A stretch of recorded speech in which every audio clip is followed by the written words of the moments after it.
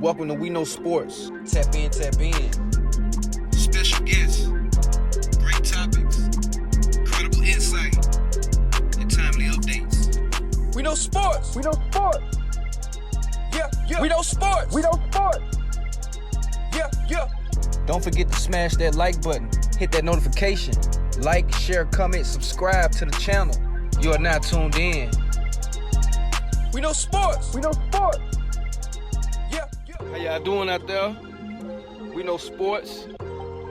Hope everything all right. Make sure you like, share, subscribe to the channel. You know what I'm saying? And once again, I got my boy Kelly P. Say what's up, Kelly. Hey, everybody. All right. So, week 2. Well, week 3. Week 3, my fault. Week 3. All right. Interesting week. You called a few things, and they came to fruition. And you know, we just gonna go ahead and get into it. All right. Tennessee, Florida. What happened, man? I thought we was gonna pull it off. I thought we was more than capable of going and getting a W, but it just looked like we wasn't prepared. And Florida,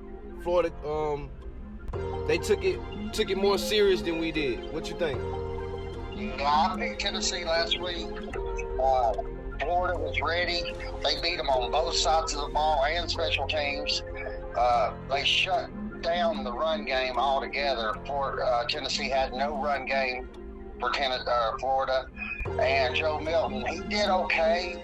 His numbers look okay, but in reality, it really wasn't a good game for him. Florida came prepared. The passing game was phenomenal.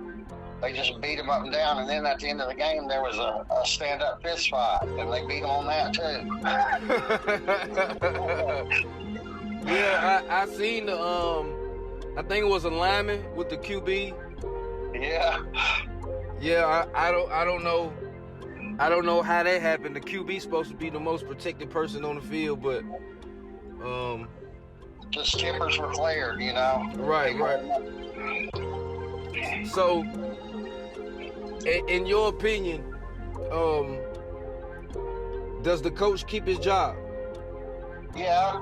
Billy Napier, he keeps his job for now, you know, and that is the 10th straight win at home versus Tennessee, dating back all the way, I think, to early 2000s. So at home, Tennessee is not able to pull it off. Billy Napier keeps his job for the time being, but he's got a rough road ahead of him. You know, he's got Florida State on his schedule. He's got Georgia. He's got South Carolina. You know, they have an awesome quarterback, but not much defense. But in Tennessee, you know, like I said, Tennessee got the meat of their schedule coming up. They got a rough road ahead. Okay, and out of both the schedules, Florida and Tennessee, who comes out on top? Oh, both of them are gonna have it pretty bad. Tennessee got one of the hardest schedules in the country. You know, they got Alabama, they have Texas A&M, they have Georgia, they have South Carolina. They'll probably finish about the same, 7-5 is what I'm thinking. 7-5. Okay, that ain't bad. Well, I actually thought Tennessee would do better than that, but like you said, they got a tough schedule, and they about to get into it. I expect some W's, even though they some tough games. I do expect some W's, and I just don't expect a lot from Florida. Florida and Tennessee are intense rivals. They got up for this game and probably go back to the regular Florida that they been.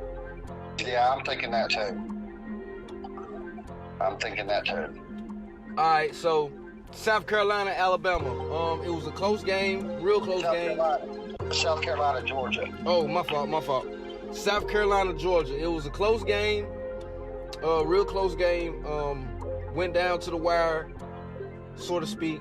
And give me your thoughts on that, because I thought Georgia would blow them out. You know, I thought it'd be, I didn't dare think it'd be this close. So give me your thoughts about what happened. Yeah, it was 14-3 at halftime. I guess Kirby straightened them out in the locker room. They come out in the third quarter, scored 21 points. Carson Beck was 27 for 35 for like 280 yards. The run game, we had a 100-yard rusher and then 6 other people that ran the ball. Defense shut them down in the second half. Kirby does this thing at halftime. He's some kind of miracle magician or something. I don't know what he says to them, but he straightened them out. So they shut Rattler down at half. Right. But yeah, we were favored by 28, I believe, and we only beat them by 13. But win's a win. Yeah, win's a win. Can't take that away from you. As good as Georgia is, I just thought the game wouldn't be as close as it was. So what you think happened at the beginning while they were, They didn't take it as serious as they should. Spencer Rattler is a good quarterback. He has the capability of hanging 60 on you. And this is his 6th year. And this is South Carolina's QB. Yeah, this is South Carolina. He played 3 years at Oklahoma. This is his 3rd year at South Carolina. He'll be going to the NFL next year. Like against Tennessee last year, like one of the last few games, he hung 60-something points on them, Right. The man can throw the rock. Right. But after halftime, they shut him down by the 4th quarter. I kind of felt bad for the guy because he was winded. They were running him all over the field. Right. He didn't have a chance to even put it in the air at that point.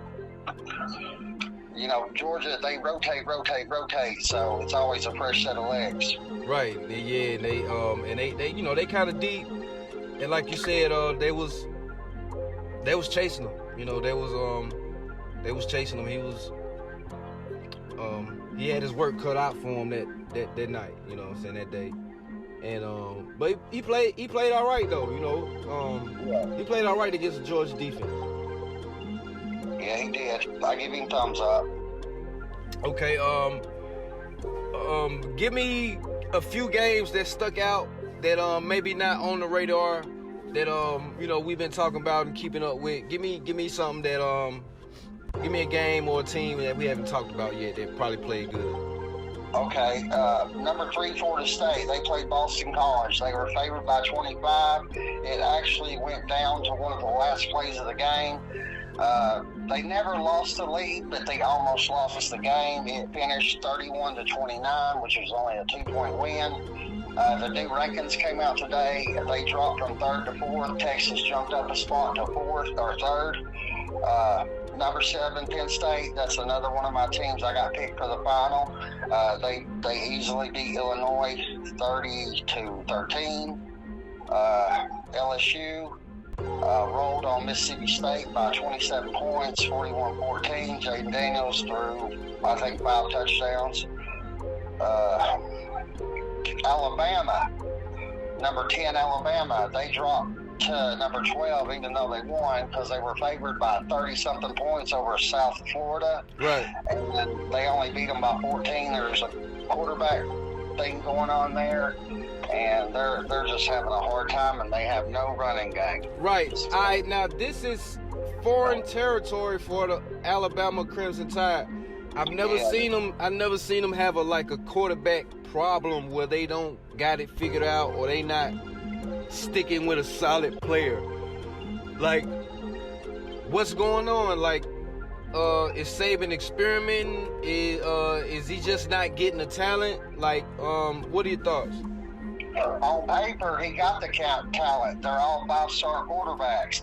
But unlike the previous 3 who are all in the NFL, and one of them won a Heisman, the chemistry is not there. I don't know if it's stage fright or they just are not the right fit for Alabama. They're not able to get it together. Their passes are 20 yards off, and like I said, the run game's not there. Their defense, even though South Florida just scored 3 points, it's South Florida, They should have rolled on them 52-10, Right. And they weren't able to. And the game was stopped for a little bit for delay, rain delay. They were having problems in South Florida, but I don't know what's going on with Saban. He's not the same as he was. Maybe his time's over. Yeah, man, just the team just don't look like a normal Saban or Alabama team where they, dominate. They come in and, they play smash mouth football. You don't score on them a lot. Like, I'm not seeing it with the eyes, Yeah, like I said, this is the third week of the season. Maybe in a few more weeks we'll see more, because they definitely have a pretty hard schedule. They'll play LSU, Ole Miss, Texas A&M. So we'll know more about them about 5-6 games into it as well. All right, man. Before we get out of here, well, you called one thing last week, so do you got anything that you see coming up this week that you might want to look out ahead and call? Not this week. It doesn't look like any surprises coming for week 4. Florida State plays Clemson. That's going to be a good one. I forgot about that one. Okay. FSU's favored by 1.5. It's going to be in Clemson. Florida State didn't do so good against Boston College, who is like Vanderbilt in the ACC. If I had to compare, the seller of the division. Right. And they barely beat them by 2 points. I don't know.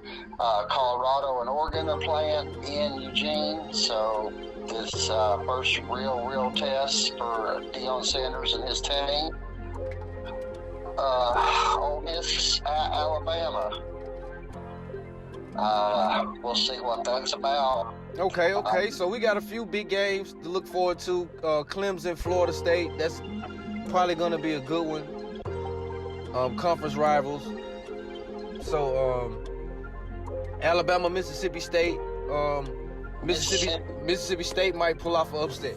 The way Alabama playing. Yeah, Alabama's favored by 6.5 at home, but Ole Miss has upset them in the past several times in the past 10 years. So I don't know. I'm liking Ole Miss in that game. That's Georgia. As of now, that's Georgia's regular season toughest opponent will be Ole Miss in Athens. And we'll know more about Ole Miss this weekend. Lane Kiffin, he's an offensive man. Shoot and run and shoot. We have Iowa, number 24, against number 7, Penn State. At Penn State, Happy Valley. Penn State's favored by 2 touchdowns. And that's pretty much all the hard games, or good games, really good games on the schedule for this weekend. Yeah, it's gonna be a good week. Few good games. I'm gonna kick back and enjoy the show. See what Colorado do. See what Florida State and Clemson does. See if Saban can get it together, or will Mississippi State pull off an upset. I'm looking at those coming up. All right. You are now watching 702 Visions. Shout out to y'all boys, man. I ain't hard to find. Get at me. 702 Vision. District 1104.